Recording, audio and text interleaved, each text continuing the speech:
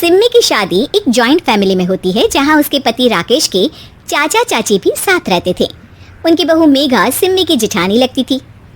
अरे मेघा, राकेश आ गया है, उसका खाना लगा दे बेटा। हाँ माँ, बस वो चेंज कर ले, मैं खाना लगा दूंगी।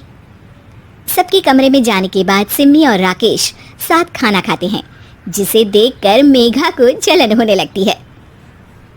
अरे सिम्मी, हमारे घर में पति के साथ खाना खाने का रिवाज नहीं है, तुम्हें राकेश ने बताया नहीं क्या? सिम्मी मुस्कुराकर वहां से चली जाती है कि मेघा सिम्मी की सास के पास जाती है।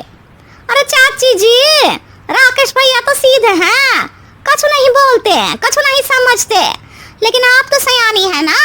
अब देखिए, साथ बैठकर खाती है भैया के, कुछ झूठा मीठा उसका भैया के पेट में चला जाए तो सिम्मी को तो पाप लगेगा ना, पाप। सिम्मी मेघा की बात सुन लेती है लेकिन कुछ नहीं बोलती। अगले दिन, सिम्मी, मैं मुंबई जा रहा हूँ, तुमको चलना है तो साथ चलो। मेघा राकेश की बात सुनती है और सीधे सिम्मी की सास के पास जाती है। अरे चाची, अरे चाची! अरे मेघा, क्या हो गया? बहुत परेशान लग रही है, सब ठीक तो है ना? अरे नहीं ना चाची, कैसा ठीक है? राकेश भैया मुंबई जा रहे हैं, आप तो जानती हैं कितने सीधे हैं, इतनी दूर जा रहे हैं, कहीं कुछ हो न जाए। अरे नहीं नहीं, मैं नहीं जाने दूंगी उसे। अरे सिम्मी, पता चला है कि राकेश मुंबई जा रहा है। ना बेटा ना, वो नहीं जा सकता।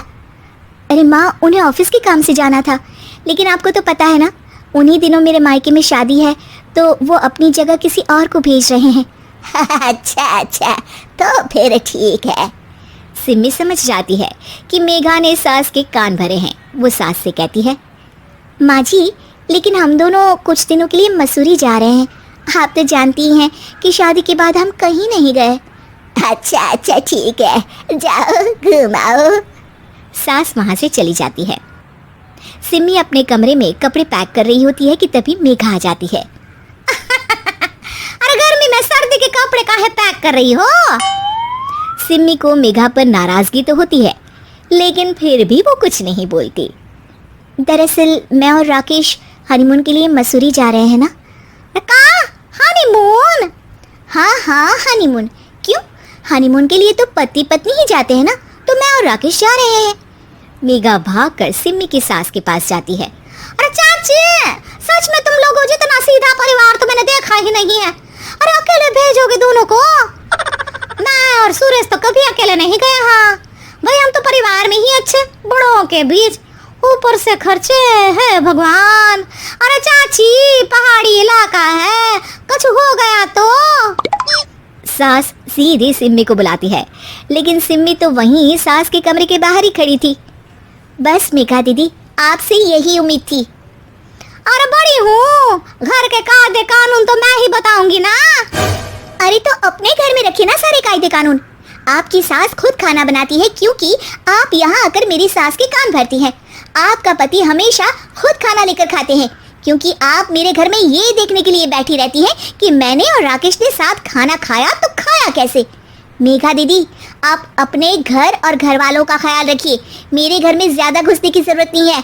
और हाँ, मैं अपने सास और पति को संभाल लूंगी।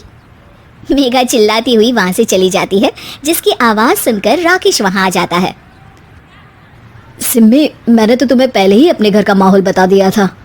हाँ राकेश, तुम्हारे घर का माहौल बहुत अच्छा है, लेकिन बाहर से कुछ लोग आकर इसे खराब करना चाहते हैं, जो मैं नहीं होने दूंगी। सास सिम्मी की बात सुनकर कमरे में चली जाती है। सिम्मी और राकेश घूमने जाते हैं और जब वापस आते हैं तो दरवाजे में मेघा और उसके पति खड़े होते हैं, वो भी सामान लेकर। अब छोटे मर्यादा तोड़कर घूम रहे हैं तो हम काहे नहीं? अरे भाभी, तो आपको किसने मना किया है? वैसे भी 4 दिन की जिंदगी है, दूसरों के घर में ताक झाक करके बिताने से अच्छा हो मौज करके ही बिताओ।